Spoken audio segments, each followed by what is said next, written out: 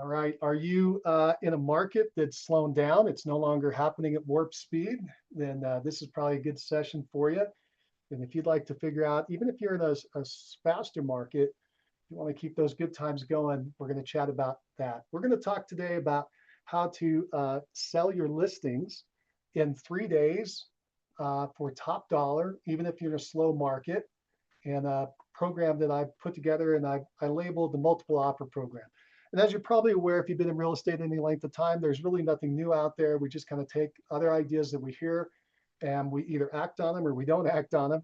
And so I've taken this idea, acted on it, and I've heard it from other people in different elements. So you may see some similarities, and that's fantastic. The key is to implement. Nothing matters until you start implementing and getting some results or some feedback. All right, but today, again, if you're here and you'd like to learn about the multiple offers program, how to sell your listings in 3 days for top dollar, even in a slow market, you're in the right place. I'm going to make this a quick training session. I'll say this really fast. My name is Mike Cerrone, and I'm with a group called Rams Agents over at Epic Realty. And I've been in the industry for about 33 years in a lot of different capacities. I've sold, as my active career, I've sold actively for about 17 of those first years. And in that time frame, sold just under 1,000 properties. My best year sold 113.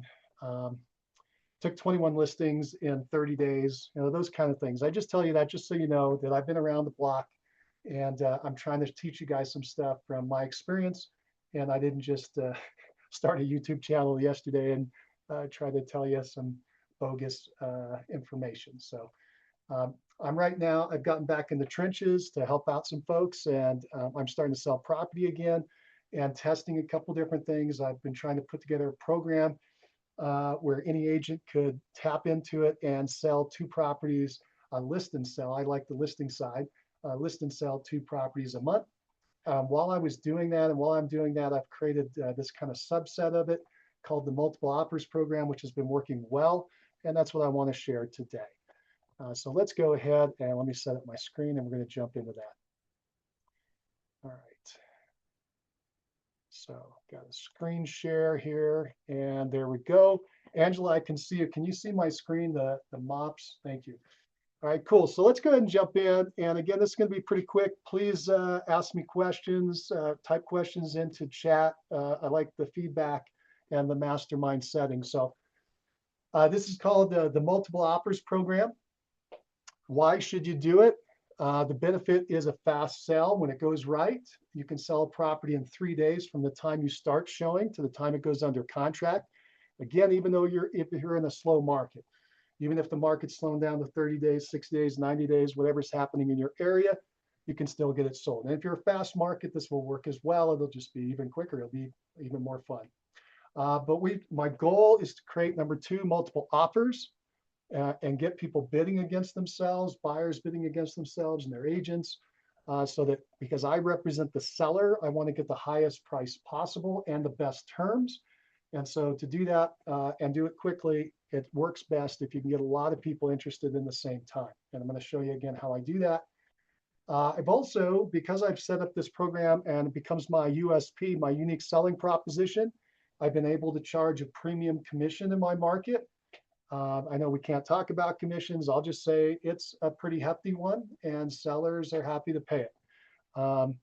Anyway, you can start charging more when you get something that works well, and your confidence will start increasing as well, especially again, if you're selling quickly in a market that's slowed down and helping a group of people that want to achieve that highest price. Best of all, you get some happy clients. And when you get happy clients, they write up testimonials. So here are just a few that we've had. So we had a testimonial here, another testimonial here, and both these properties we got sold in 3 days. I'm going to now go into the program itself. So I'm going to try to do it. And this is my cheap way to do this. I just wrote it up in my notes instead of doing a slideshow. I was trying to move quick. So we got the MOP setup. So how to run the MOPS offer program for a property. The first thing you want to do is you want to map it out. You want to map it out in your head about what's going to happen. And then you want to relay that to your clients so they know what's happening.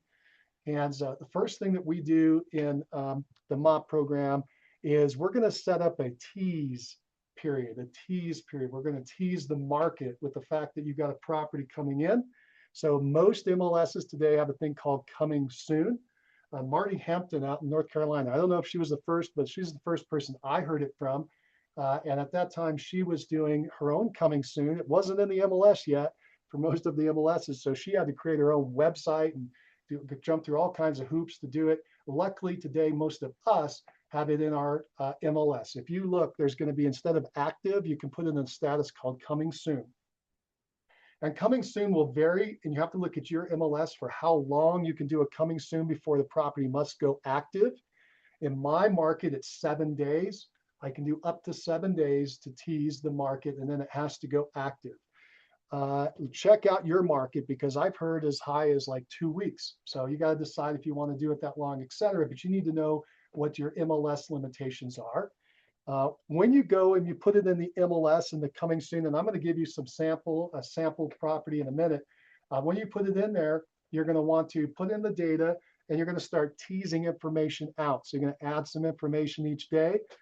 So for instance, you could probably put in just one picture to tease the information. That actually works really well. It gets people kind of curious about what they can't see. And you put some description in the remarks section, and you can add to that as you go. And your whole concept is you're trying to tease people that this thing is coming into the market. You'll know you've done it right if somebody reaches out to you and says, hey, can I get in there now? Okay, can I see that property now? If you get that from either an agent or a buyer who saw it out on the internet, you're doing something right. You're going to be in good shape.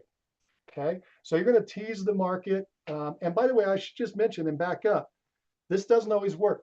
It doesn't always work, but it works often. And I tell sellers, look, this thing may not work. If it works though, you're going to be super happy. And if it doesn't work, we're just going to rotate into a traditional sell. This is just how we're going to launch the property or get it started. And if you click right away, boom, you're going to get a fantastic price and sell it quickly if that's what you want. Most of them do. And so again, that's why we're setting it up. All right, so first phase is the tease phase.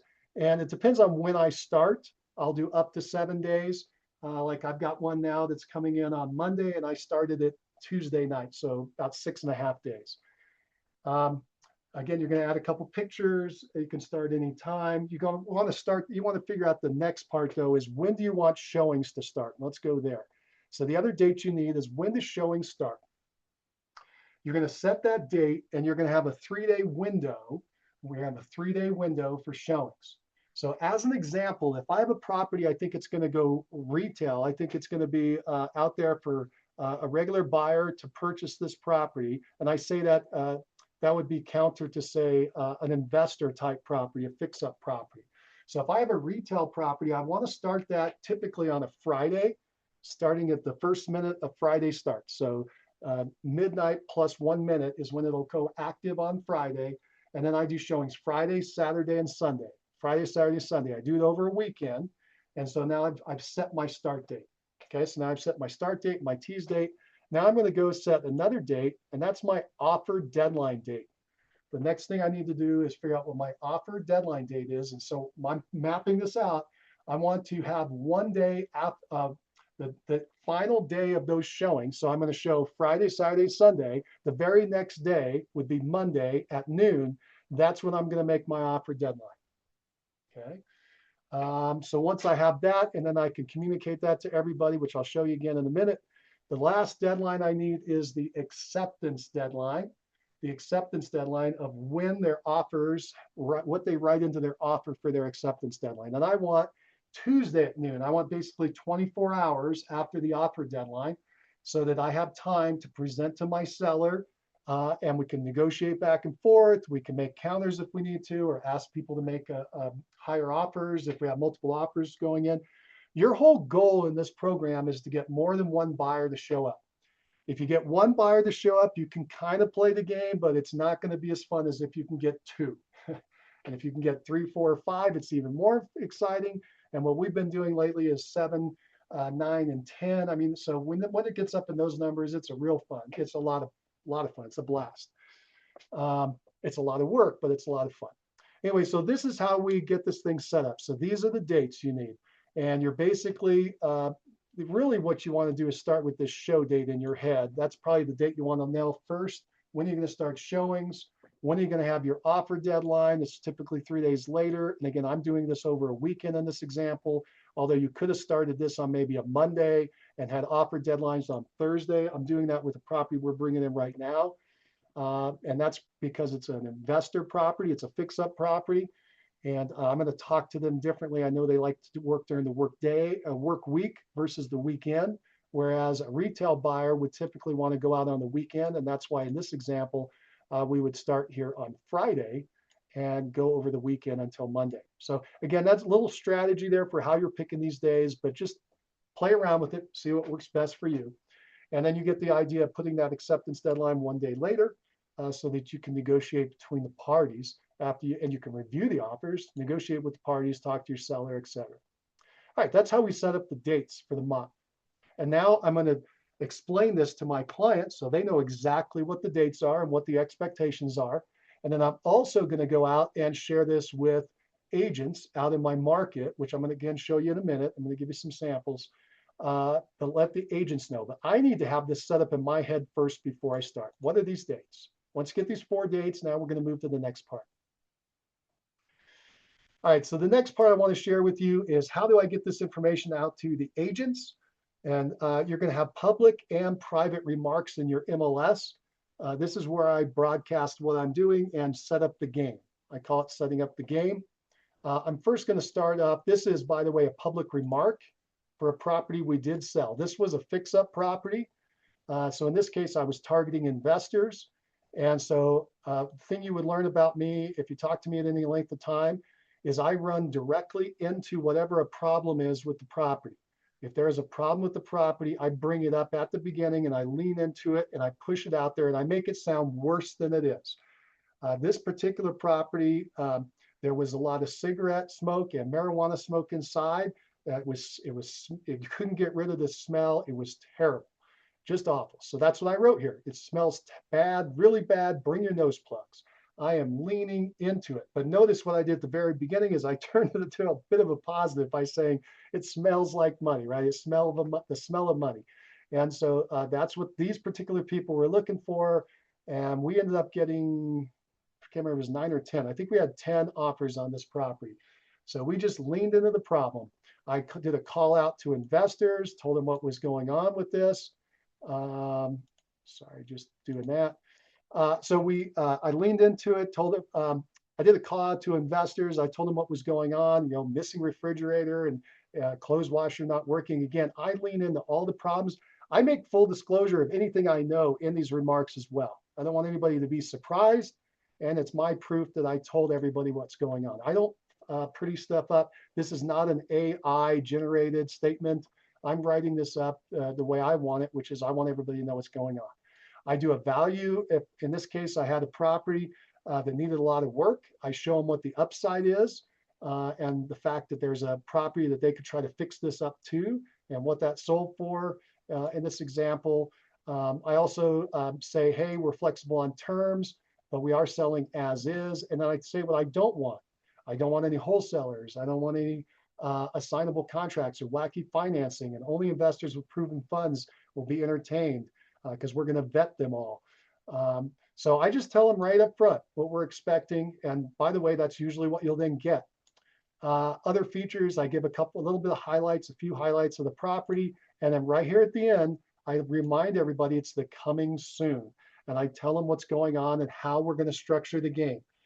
This is the most important part if you want to do a MOP. So, hey, showings start on Friday, April 3rd. In this example, and the offer deadline is, sorry, I got to close this up. Offer deadline is the 6th at 12 noon. Beat the rush and schedule your showings today. This is going out to the public, so the agents can read this and also the buyers. So when you get a call from a buyer, if they're calling you directly, they know what's going on. They'll ask questions about this.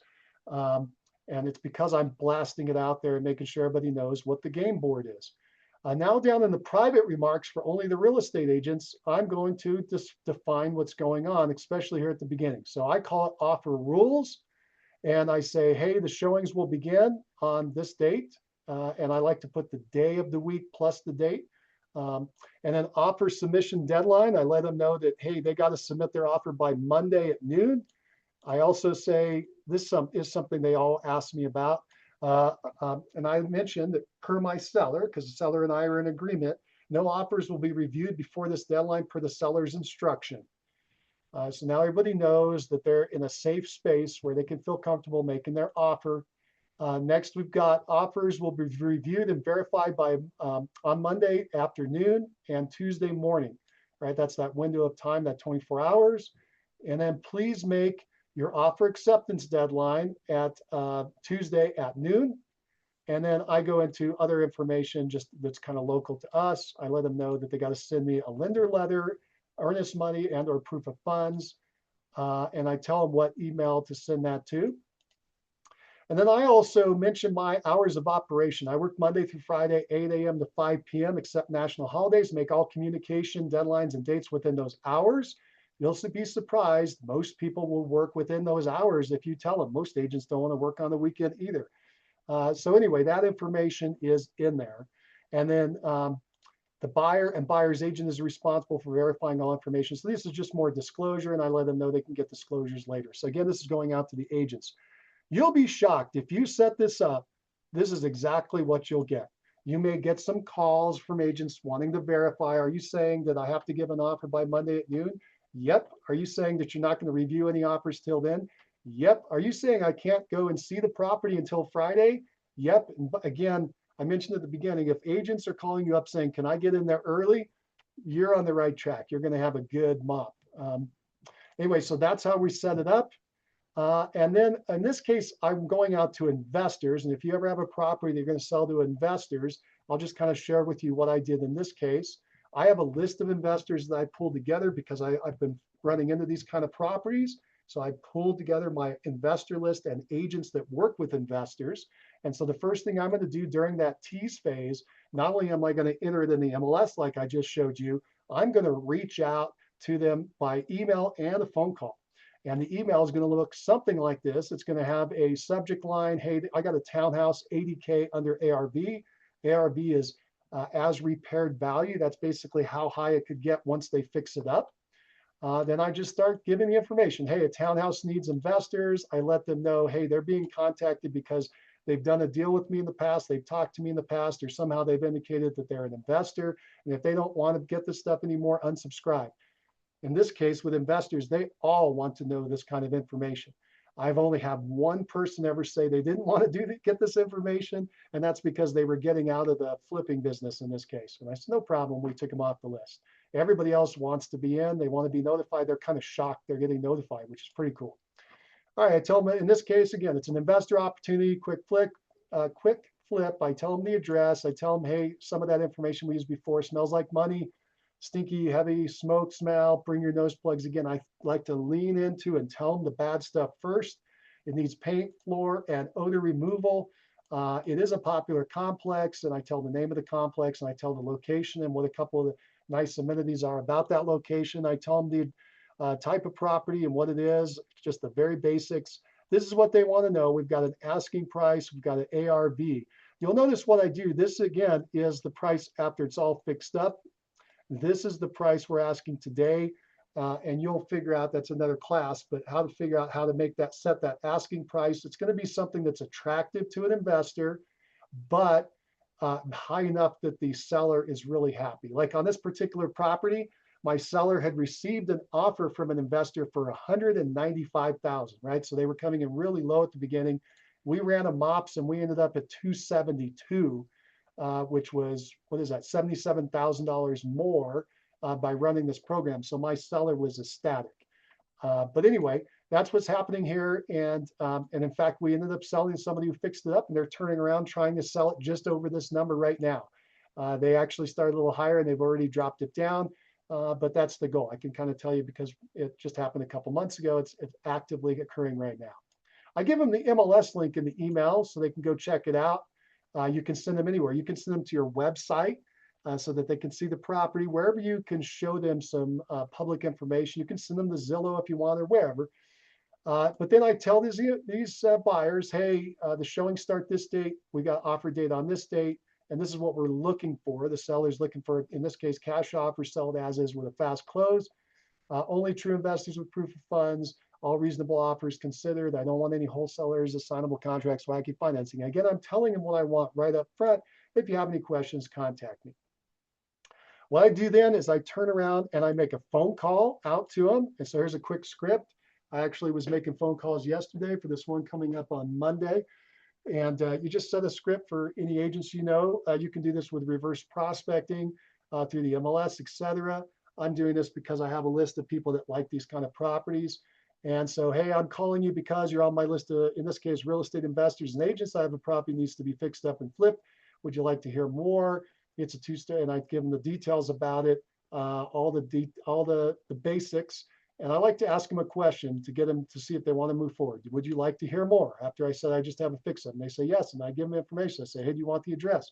And so far they always say yes. I say, great. By the way, do you have access to the MLS? Do you want the MLS number? Yes, great. I give that to them, and then I remind them, hey, showings are starting this date. Offer deadline is this date. Acceptance deadline is this date. Do you have any questions? Another one I'm throwing in there is, hey, would you like to schedule now, even though you can't get in there yet? And so we're getting showings, even more showings scheduled early. And I said, thanks for taking a look, goodbye. So that's how I'm getting the word out. In this case, this was an investor situation. You could do the same thing. If you have a retail buyer, if you have pulled together a group of buyers that are buying, for instance, I'm sorry, I already forgot the name and I closed it up. It was, I think maybe Howard. I think Howard was saying he works with first-time home buyers. He's bringing first-time home buyer properties into the market. Howard, start building a list of agents that you know that work with buyers and the first-time home buyers. And if you pull together any buyers that you know that are looking for that, either in your own list or others, maybe even in your company, and you can start reaching out to these people and say, hey, here's what's going on. I'll tell you this last little piece on this part. When I make this, send out this email, I love email, as you guys know. I sent out this email. I sent this email out in my current one. What's the day? Thursday. I sent it out on Tuesday. I made calls on Wednesday. And when I was making calls, I started talking to everybody. These people were picking up. I leave messages, basically the same message if I get voicemail. But everybody I talk to, they're like, oh, I didn't know about that. People don't get their emails so much anymore. They're not reading their emails. Thank you, by the way, for reading the emails I send to you. But that's why the phone call is super powerful. When we did the example I've just been sharing, I made phone calls on that one, and of the 10 offers we got, 8 of them were from my phone calls, and only 2 of them came out of the MLS. So if I could stress anything to you, if you do this, try to figure out a way to make phone calls to the agents who have buyers for this type of property. So if you're selling a luxury property, as an example, try to go look in your MLS and figure out who's selling luxury homes and call those people up and say, hey, I got this thing coming to the market. First-time home buyers we just talked about. Investors, I'm showing you an example of that kind of property. Whatever you're selling, if you've got people that are working in that area, that's who you want to reach out to, either the agents or the buyers themselves. And you're going to get this fast, quick result, which is very exciting. All right, then when I do get the offers, I've got to do something to review them. So I'm going to just show you something real quick. It's a tool that I created for myself, and I'm just going to open this up. Let's see if it opens up. I thought I just clicked it. Oh, where'd it go? Worked earlier. Let's see if what am I doing wrong here? Let's see. Let's try this. I'm going to do this.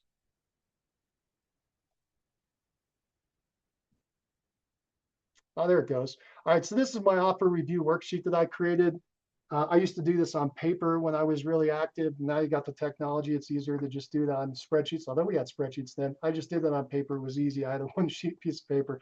Now with the contract being so big, I need a spreadsheet. So anyway, I fill in all the information on the spreadsheet. I'm not going to spend a lot of time on this, but I fill in all the data on each offer down here. You'll notice offer date. I'm going to put in the date, the buyer's name, the ownership type. I go through every blank in the contract. I mean, this forces me to review the contract and not miss anything. Because how many times have you missed something in the contract and you end up having to pay for it or at least look like a fool? And I don't want to do either one. So I'm going through here and I'm checking every single thing in the contract, how that buyer agent filled it out. I'm entering that over here in my column on this offer number 1, and I just go all the way down. Look how many entries I have. My gosh, it's crazy. Almost 200 entries. Yeah, these I'm still in the contract, and then I make my additional notes for what I want to ask the buyer agent, and if I had any disclosures, if we had any information on the lender letter, et cetera, these proof of funds, my vetting process for that buyer.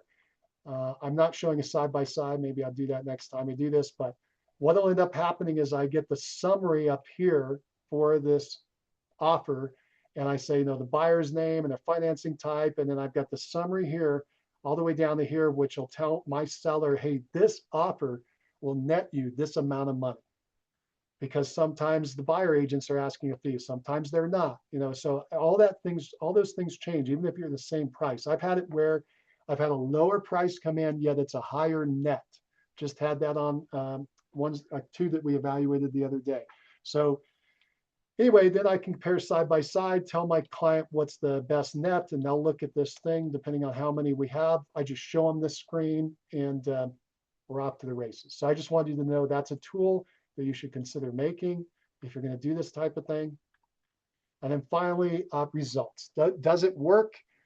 This particular one, again, from the time we went on the market, started showings, took 3 days later, we were receiving offers. We got 10 offers in this case, and we negotiated those back and forth for a day, got it under contract, and we ended up closing 11 days later. Again, the lowest bid on this one when they started was a 195, and our final bid was 272. So MOP not only got it sold fast, it got it sold for 77,000 more than that original offer. So I've got proof for my client that that worked well. They're super excited, and our client here wrote us a really nice testimonial. All right, so that is the MOP program. And I'm going to stop there and see if you guys have any questions about MOP. If you do, you can either unmute yourself and ask, or you can put it in chat. Angela, maybe you can help me run chat if you can open it up and let me know if you see anybody asking some questions. Hi, Mike. Can you hear me? I can hear you. I don't know who I'm talking to, but I can hear somebody. This is Rita from Houston. Angela Newman invited me. Oh, hey, Rita, good to hear from you. Thank you. I actually just had a question about your spreadsheet. Did you use something to help you? Because that's a lot of entry, but it looks very, very useful. Like, yeah, thank you. Yeah, I just set it up myself because, right, we're all in different areas and we all have different contracts that we use throughout the country. And it's a great question. Let me just show you what I did there again. Just give me a second to open that up.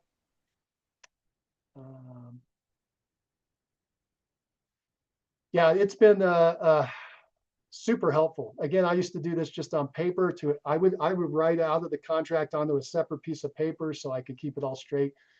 But the key is right down here, the offer details. And I'll even go a little further and tell you, look at these numbers over on the side. These are the paragraphs in my contract. So I have a quick reference. You see that, Rita? So I have a quick reference into my contract. Okay, okay. That's like the paragraph, the section and paragraph number it's in. That way you can kind of guide you to enter everything. Go down and do this. It takes me a while still, like a real fast one I could probably do in about 20 plus minutes. But if it's a real in-depth one, it might take me an hour. And I just want to know all the details about that offer so I don't get surprised. And what I'm doing, by the way, Rita, is what I'm going through here. I don't know, let me find something as an example. Like, let's go down to purchase price. So let's say they made an offer of 195. We were just talking about that a minute ago. If I have that and that's something that I know I'm going to have to counter or deal with, I'll just highlight it and change the color. And then now I know I got to go back and address that. Okay, okay. Yeah. But as far as where you could get this, you can't. I just had to design it, and it took days. It took a long time. But I'm okay with doing the background work to get to the point where I can move forward quickly, right? And if you have an administrative assistant or somebody else that can help you, they could run through this, and then you can just proof it. Your goal, again, to let you know how I did it, was I just started at the top of the contract, any blank checkbox, anything else that people need is being entered into the contract, I want to then mimic it over here. Okay. Okay. Now I did set up this, which are the numbers. And by the way, these numbers here are being pulled from down below. So let me show you what I mean. So like we put in this price of 195 down here as I'm reviewing the contract. This is just the way I set up my form. It popped the price up here at 195. Mm. Okay. I'd already entered earnest money. It's coming up. So I don't know if you can see up here in my formula, it's pulling Yeah. it from down below. And again, I don't know if you're a spreadsheet person. You can have somebody else help you with that, but Yeah. Okay. Thank you so much. yeah, you bet, Rita. I'm sorry I don't have an easy answer for you, but it does help a lot once you get it rolling, especially when you're doing multiple offers. So you can Yeah. quickly compare side by side for yourself. And it's really awesome when you're talking to your client because your client is like, oh, I don't know what to do with all this stuff. I say, hey, don't worry. I'm going to show you side by side and I'm going to show you the summary because the client really all they care about, they kind of care about the price, but what they really care about is right here, the net. Yes, that's Okay. true. So we just show them the net. Usually I don't get anywhere for my clients. I don't get into the form any farther than this summary. That's why I put it at the top. And then they just say, they'll look across this here and they'll say, okay, well, this one, hey, tell me about 4 or 5. That's, Sally Johnson. I like her net the best. Can we talk about that one? Sometimes they'll push me to jump that fast. I'll be like, you bet. Let's talk about Sally's offer. Oh, okay. Sounds good. You bet, Rita. All right, cool. Anybody else have some questions on our MOP program? I was just gonna say that's really powerful. In the past, I had a checklist, but it was on each one was on an individual piece of paper. And so imagine if we had a multiple offer situation like that, and I'd have 8 pieces of paper trying to go back and forth. So I think that that's not only makes it easier for the seller. I've used that with my clients and they love it. I ask them, what do you think about this? Oh, I love it. And then also, it's a good QC just to make sure that the agent that's writing it, that double check and just make sure that everything's there. Yeah. And then we have a question from Janine. Is your spreadsheet only used for sellers? Yeah, great question, Janine. The spreadsheet is just for sellers. I focus all my energy on working with sellers. Um, and I try to, currently I'm doing that exclusively, but most of my career I did that as well. Could you set this up for a buyer? I'm trying to think if you would need it for a buyer. When would be a buyer? I'm trying to think of an example of when that would be helpful for a buyer. Um, Boy, I'm sorry, I'm not thinking of an example. Maybe you can think of an example where a buyer would need something like this. Other than, you could certainly set up for buyers. I like to, when I was working with buyers, I did love to show them the numbers and show them, of course, the primary numbers for a buyer and what they want, as you all know, but I'll just hit it anyway, is, how much money do I have to put down? What's my monthly payment? How quickly can I close once I find something? Right? That's the 3 elements that they want. Some of them are, if you know the DISC profile, they're the C personality, they're the analytical, and they want all the details itemized. So they're great. You just show them the list. Like my form that I just showed you, I send that off to my client, or I can show it to them on Zoom, depending on how we're communicating. Oftentimes I'll just print it and send it to them, or I'll do a share. That's the other thing I'll do is I'll share this file with them. We can look at it together while we're on the phone. Like this gal was out of state, the one that we were just looking at, and the example that we had. And so we were just talking over the phone, and she was a C. She was an analytical, so she was digging into all the details. She read all the way to the bottom of my sheet. She said, "Well, did you deal with this? Did you deal with that?" And I said, "Yep, you bet. And here's how we dealt with it, and so forth." So, if you get a C personality, they love all the detail. But if you have a D personality, they're going to look for just those summary numbers. And then most of the time, you're going to get somebody in between. Michael, what about the some property no showing. So how we gonna go with this approach? Yeah. Yeah, so when you say no show, I Yeah. heard you. Is it Zaya? I don't know if I'm Yeah, saying. sure.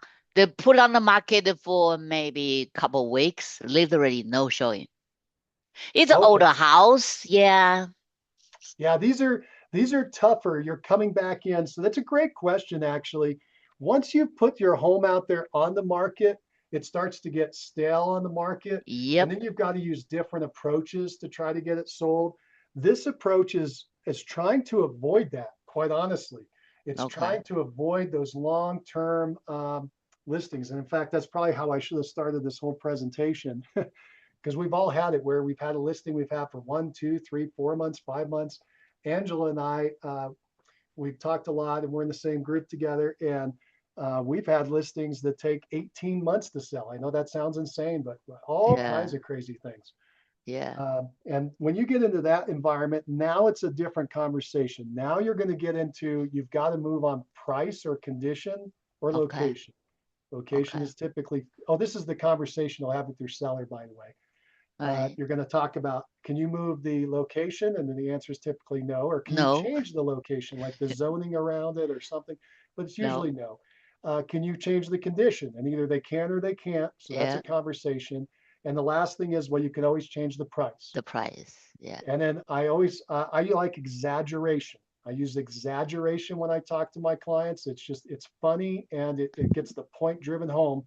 So they'll say, well, what do you mean by price? And I'll say, well, look, your home is at whatever, but what's the price of the home you're trying to sell there, Zaya? 629, 4 bedroom, split level, build a 1950. Remodeling, they did the bathroom, but the structure, it is old, right? You But bet. I it's love, in Northern Virginia, in Maryland, right? It's just not moving, not showing.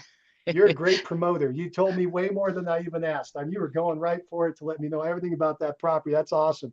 So that was 629. And Yeah. so if I had a client that was at 629, I'd say, hey, let me give you an example of what I'm talking about. Mr. and Mrs. Seller, if we put the price of this property at $100, do you think that it would sell? Yeah. How Yes. fast do you think it would sell? Super fast. Right away. Yeah. Yes. In fact, I'll give you $100 right now. I will Yes. say that to them, right? Because I Yes. need some humor. I need them to get the idea and that That's we need to right. make an adjustment. I'll tell you one Yeah. final thing there on price adjustments, and you call them adjustments instead of reductions. It sounds better. Is that you've got to do this from the beginning as well. And if not, then just start in the middle. But if you're doing Yes. this right, you're giving feedback to your seller and giving them a seller report once a week, a Okay. written report by email. You do it every day at the same time. You Okay. send it out to them. You do your research in the MLS. I've done a call on that before. You can go check it out on our channel. But Yeah. you do the research, you send it to them, and then you call them and say, hey, did you get the report? What do you want to do? Because at the end, I give them three options. So I tell them, how many showings we had, what the feedback was on the showings, how long we've been in the market. Are there Okay. any other active properties that have hit the market in their neighborhood, under contract, sold, etc.? I just Mm-hmm. help them understand exactly what's going on. And we always blame the market. You know, Okay. the person you talk about like a person. The market is talking back to us. The market says Okay. this. The market says that. I'll Got tell it. you one final thing. I just can tell you right off the bat. I don't know anything about your property or your market, but if you're at 629 and it's not getting sold, you need to go under 600. That's what I thought. I actually needed to move, because our initial 649, they just reduced 20K, but it's not enough. I feel like a little 50 drop. I was thinking that actually. It Excellent. will, right. It dropped to 5999. Yes, it will move. Exactly. And Yes. the way you make them understand it is So, you but talk how do I make them? Because they just dropped 20 little yesterday, right? So how do I make perfect. say usually 20 more? First of all, you congratulate them on the move. You say Yes. that is an awesome move. You always tell them it's awesome because it is. It's an awesome Okay. move that they made an adjustment. Say, hey, Yes. let's put it out there for 2 weeks and see what happens. We're going Okay. to test the market. We're going to Okay. test the market. And I'm giving you feedback to tell you what the market is saying. So we're going to Okay. test the market and you're going to get that feedback. And then the way you're going to get them to understand why I said to go under 600 is because of price bracketing, or what I used to call price point technology. It is. When people searching the property, yes. Yes, not only searching, but they came out of the mortgage broker with a number. And the mortgage broker's never going to give them a 615,281, right? No. They're not going to do that. They're going to give them usually price brackets. They're going to maybe 625, 650, okay, 675 or 700, etc. But if you're in that price bracket and you're not getting any activity, you got to move to the next bracket. Yeah, which is under 6. Yes. Yes, I used to take a piece of paper at the listing presentation or later, and I'd flip it over, go to the blank side, and I would write the brackets out and say, look, if you're not selling here, you got to go down to the next bracket. And I would draw an arrow to go underneath that next line. Yeah. Okay. And that would be a written line, in this case, 600. Like 25K at least, right? Like the bracket 25K or 50K, the brackets, right? That's right. In this case, we had 650 and 600. And so the other part of the equation that would make them really like this is I'd say, look, if you're at 650 and you're not getting anybody to buy, don't go to 630. It won't make any difference. Exactly. Okay? Now, you've already done that. That's okay. But on the next conversation, you should say, look, it's not going to make any difference because you're not going to find any new buyers. So you need to either move to 600 or just stay where you are. Because you're at the top of the price bracket. You always want to position yourself at the top of the price bracket so you're maximizing your price. Yes. Right? Anybody who could pay 630 could pay 650. So let's just stay at 650. Does that make sense, Mr. and Mrs. Seller? And they're like, yeah, I like that idea. I'm like, great. But now the flip of the coin is if you're not getting it at 650, you gotta move down to 600. Next bracket, the high is 1599. Here you go. Yes, perfect. Thank you. So that would be how I would go about this. Next, make sure you're giving them weekly reports so they understand what's going on. Number one complaint of all sellers is they never heard from their agent, and that's why they fire us or give us a bad reputation in the market. It's always my seller's decision on what to do. That's what I always tell them in the beginning, and I believe that. My job is just to advise them. And so they then take the responsibility of pricing it on their shoulders. I didn't tell them the price, they picked the price. And now they are also responsible for adjusting the price if things aren't working. Yes, agree. Thank you so much. Thanks for bringing that up. Look for the video on our channel. Okay. What's the channel name, Angela?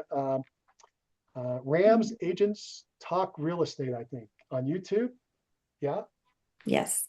All right, cool. So go ahead and check that out, Akaya. And I think I did a presentation there on this very topic on how to get price reductions. All right, cool. Anybody else? And thank you for chatting with me. Anybody else have anything on MOPs that you'd like to learn about? Let's see, what about, that was the one we just answered. Who now, after you've heard this, is thinking, hey, I want to run one of these programs. I want to run the MOP. I want to run the multiple offers program. Hold on. I want to see everybody when I ask that question. All right, cool. Do me a favor, raise your hand if you're thinking you're going to do a MOP. Yeah, cool. Janine, let me know how it goes. Okay, sweet. I can't wait to hear the good news. Tracy, did you raise your hand? I'm sorry, I kind of missed it. Are you going to do a MOP? Maybe? Okay, cool. How about you, Howard? We were talking at the beginning. You're going to try one of these on your next property that comes to the market? Maybe? Give it a shot. You might be surprised. It's a lot of fun. It's a lot of work, but man, you know what? It's a lot more fun to get these things sold quickly and not have them dragging on. Your client loves it. You're going to be happy. I see Rita says she's going to do it. Cool, Rita. It's awesome. All right, so we're about to wrap up unless anybody has any questions for me on how to run a multiple offers program. Janine had a question. Yes, I do. Thank you. My question is with the MOPS program, if you set the 3-day, you set the offer deadline in that process. What if you don't receive offers during that process? What's your next step? Crying. Yeah, because now I know I got to go traditional. And so I'm going to flip to traditional. And that happens. And so I warned my client at the very beginning. I say, hey, look, if you want, we're going to roll the dice on this and take a chance. And if it works, it's going to be amazing. But if it doesn't work, we're going to switch over and go to a traditional listing. Okay. So I've told them that the expectation at the very beginning in the listing presentation, that this is what we're going to try. And if it works, it's awesome. But if it doesn't work, don't worry. We're just going to flip and we're going to go traditional listing. And then you just roll it out like a traditional listing. Okay. Does it make sense though to obviously it makes sense, but in those cases, I guess the MOPS program would be more effective if their seller is realistic and wants to price it, strategically, Absolutely. competitively, I guess. Absolutely. Yeah. And there are people out there in the market that I'm aware of, and you may be aware of, that they do that on purpose, where they go out and let's talk retail. They know the retail prices. We just talked to somebody 600. Let's just use that's a nice simple number.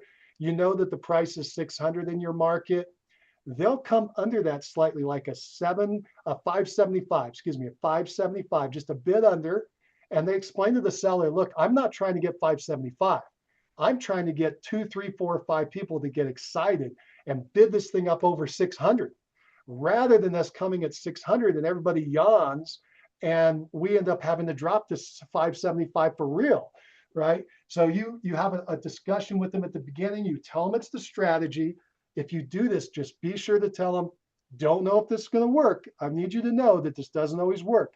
But if it does, man, it's going to be powerful. Would you like to try it? Mhm. Always in on a question. Would you like to try it?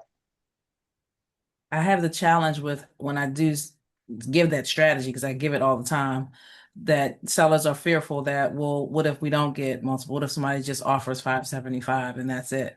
Oh, And that's an easy answer. What's the answer, Janine? I don't know. No problem. Here's the answer. Ready? You do it to me. You're the seller. You tell me that answer. I'll tell you how I respond. Okay. Well, what if I only get one offer and I have to end up selling at 575? That's a great point. Let me tell you this. As the seller, you do not have to accept any offer. You're always in control. You can counter, reject, even a full price offer. Full price offer you can reject. Let me prove to you why I say that. Let's say you get an offer for 575. In fact, let's say you get an offer for 600,000. In fact, Janine, let me change this all on you right now. Janine, I will give you $1 million for your house right now, today. Will you accept? Yes. Fantastic. Here are my terms. I'm going to pay you $1 a year for the next million years. Who won? I won. You Right. won your price, but I won on terms. And so Mhm. I use that example. Remember, I like exaggeration. And so once somebody gets that, they go, oh, yeah, I got to get the terms right.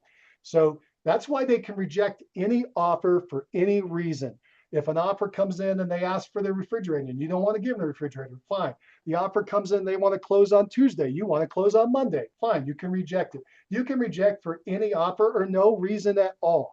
You control the property. Maybe you just changed your mind. You don't want to sell the property anymore. Okay, so that's how you can answer that one. Okay. Let me give you another quick, easy one. This is a great question.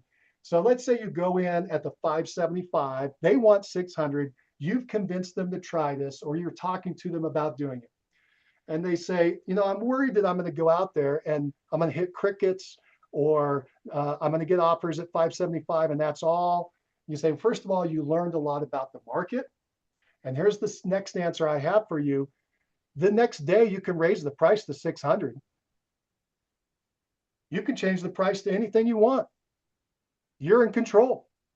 If we get out there and we run the program and nobody bites, or you don't get an offer you like and you don't want to play that game anymore, fine. Raise the price to 600. Is that what you meant by, well, if it doesn't work, we just have to go the traditional way? Yeah, that's right, Rita. And what I mean by traditional way is I'm going to roll it out now. I'm not trying to get a fast sell. I'm just going to whatever you consider a traditional sell or a normal sell, right? And so, Rita, you're correct. You can raise that price. You can leave it alone. That's kind of an independent question. But my concept of traditional is now I'm just going to roll it out there like everybody else. I got my sign in my box. I'm in the MLS. I'm trying to promote it. I'm trying to do a video. I'm just doing the regular things that I'm trying to do to sell. Does that help? Yes. Remember, But with the MOP, you still put it on the MLS just as coming soon. that's right. And Rita, when I say that I'm going to change to a traditional listing, what happens is that in the MLS, I will remove any descriptor that talks about MOP. Okay, Mhm. so I will remove that offer deadline out of the public comments and the private comments. It didn't work. Now I'm just going to go to traditional. And basically, that's all I really have to do, unless they have this issue where we needed to adjust the price for some reason. I'm pretty much done just by removing those two phrases out of those two sections of the MLS. And now we're just going traditional. Okay. But I've already talked to the most important person, my client. They're on board with it. And here we go. And a conversation that you would probably have with them, what do you think, Mike, is if you listed at 575 and you got one offer at 575, the choices are, well, at this point, looks like market value might be 575. Let's keep it here. Let's extend maybe. What do you think about that? Or You did my favorite part of your statement was the last part. What do you think? So you tell them, hey, this is the offer you got. Here's how much you would net. Here's how much you get out when you go to closing. This is the close date. You give them the offer presentation, all the details, and you just say, what would you like to do? So the biggest problem we usually have, and I do this just like everybody else. Please don't misunderstand my statement, but we assume that we know what the other person's going to say.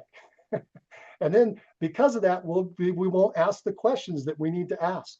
Just stay in curiosity. If anybody remembers Howard Brinton, he used to say that all the time, get out of judgment and get into curiosity. I love that phrase. You should write that down if you've never heard it.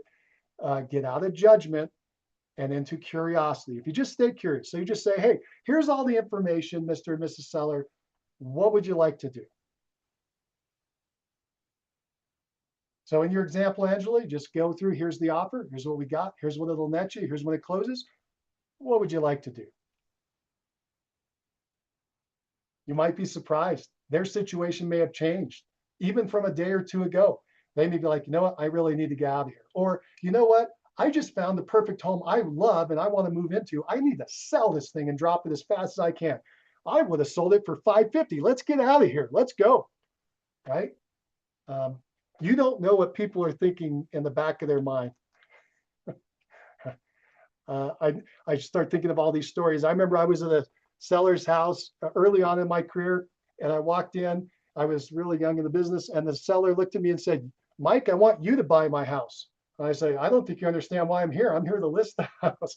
And she said, no, I want you to buy my house. She was with her husband sitting there. I want you to buy my house. I don't understand. What's going on? She said, just, can you make me an offer on my house and just buy it now? And I said, well, I've thought about being an investor, but this is really strange. I don't know. I'd have to make a profit and I have to look at rents because I want to keep it as a rental. And I'm just not even sure you really want that. She just kept going, I want you to buy my house. I said, all right, I'll come back tomorrow with an offer, but I'm telling you, you can make more money just selling it in the market. And she said, no, just make me an offer. That was the first time I bought an investment property. I'm like, this is so weird. And so I went back and I crunched the numbers and I have 500 disclosures because I'm always paranoid. So I'm writing in all these disclosures in my offer that, this is a terrible price and you shouldn't do this. And I'm an agent, I'm trying to make a profit. And, I'm just going down the list. Anyway, I presented her an offer that was quite a bit lower than what she could get in the open market. And she said, yeah, let's do that. Let's close. She said, can you close in 30 days? I said, well, yeah, but I'm telling you, this is not a great offer. I just did this because you asked me to. She says, no, do it. And so I did. I think it was like at the time, it was like a $200,000 house, and we were like $25,000 below that. And so she accepted the offer. We went to closing. I never understood at the time what was going on. About 30 days later, she reaches out to me and says, Mike, thank you so much for buying our house. Thank you so much for buying our house. I said, well, what's going on? She said, well, I'm in Denver. She said, I went to Oregon. My husband and I, we found our dream home. It's right on the ocean, but we had to close within 60 days. And the only way to close was to sell this house. I needed the money out of this thing. And I said, oh, okay. She said, you helped us get our dream home. We were able to buy the other property for $150,000 under market, but we had to close in 60 days. So we were happy to sell it to you for $25,000 less. She said, you made this whole thing work. Thank you so much. And for a long time, she would send me a postcard once a year of them sitting out on their deck next to the ocean. You don't know what people's goals and drives are. You just got to present the information and ask them what they want to do. Anyway, that's my little shared story. All right, we're wrapping up now. Thank you everybody for being here. Oh boy, I just see Stephanie's comment. Sorry, Dad was taking the ambulance to the hospital. I hope everything's going to be okay, Stephanie, for your dad. Yeah, we are attempting to record this. If we record it, we'll try to post it out there. And just look later today on our YouTube channel. And that channel is called Rams Agents Talk Real Estate. And I think it was posted in there somewhere. There he goes. Thank you, Angela. Rams Agents Talk Real Estate. And again, Stephanie, I hope your dad recovers quickly and everything's okay. Everybody, thank you so much for being here today. Angela, thank you for co-hosting with me. And I hope everybody has a productive and wonderful and fantastic rest of your week. Take care.